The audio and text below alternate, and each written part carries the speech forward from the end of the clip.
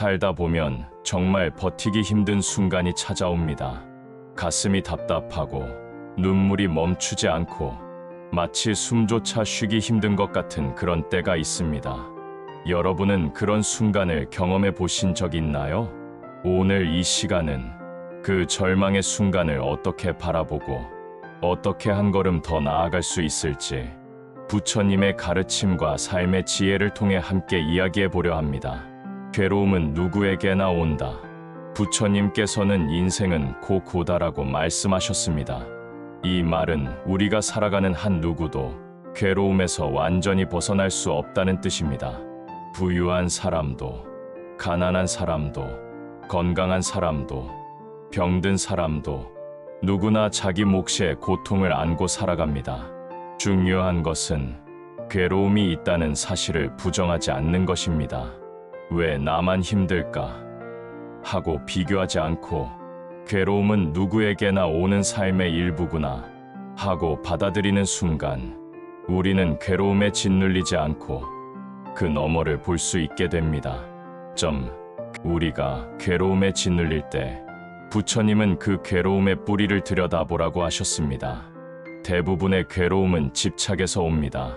내가 원하는 대로 되지 않아서 생기는 괴로움, 내가 잃고 싶지 않은 것을 잃게 될까 두려워 생기는 괴로움, 내가 미워하는 상황을 피할 수 없어 생기는 괴로움.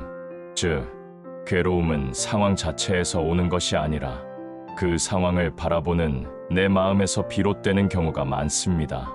예를 들어 같은 비가 내리는데 누군가는 우울해지고 누군가는 기뻐합니다. 비는 그대로인데 마음이 해석을 달리하는 것이지요. 숨 쉬기 힘든 순간 어떻게 해야 할까? 그렇다면 정말로 숨조차 쉬기 힘든 순간 우리는 어떻게 해야 할까요? 첫째, 멈추기입니다. 힘든 순간에는 무엇보다 잠시 멈추는 것이 필요합니다. 숨을 고르고 억지로 애쓰지 말고 잠깐 내려놓으십시오. 둘째, 호흡하기입니다. 부처님께서는 숨을 바라보는 수행, 안반수이 안반쇼이를 강조하셨습니다. 숨이 가빠질 때는 단순히 숨 들어온다, 숨 나간다, 그 사실만 바라보는 겁니다. 이 단순한 호흡 관찰이 마음을 안정시키고 다시 중심을 잡게 합니다. 셋째, 말하기입니다. 괴로움을 혼자 꾹꾹 눌러 담지 말고 가까운 사람, 믿을 수 있는 이에게 털어놓으세요. 말하는 순간 괴로움은 절반으로 줄어듭니다. 넷째, 다시 바라보기입니다. 이 괴로움도 결국은 지나갑니다.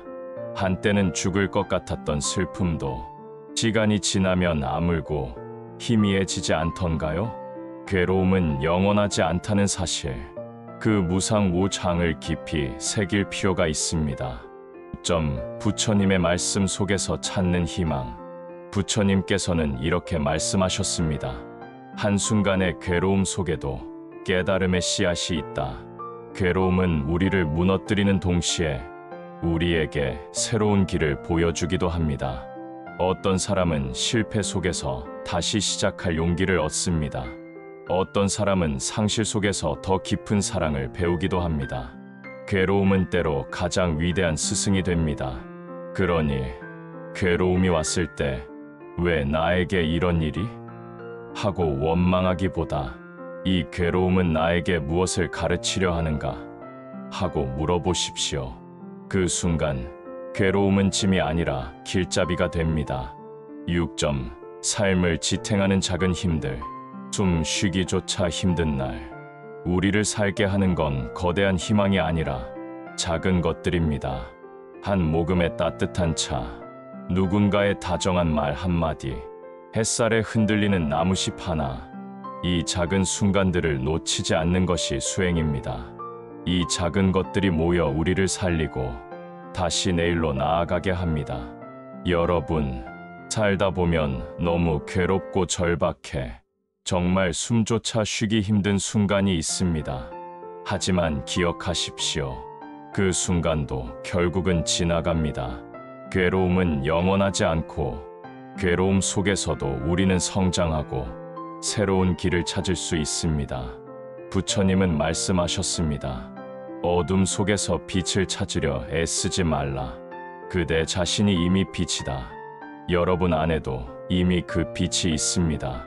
지금은 보이지 않아도 호흡을 고르고 마음을 다독이며 그 빛을 다시 찾아가시길 바랍니다.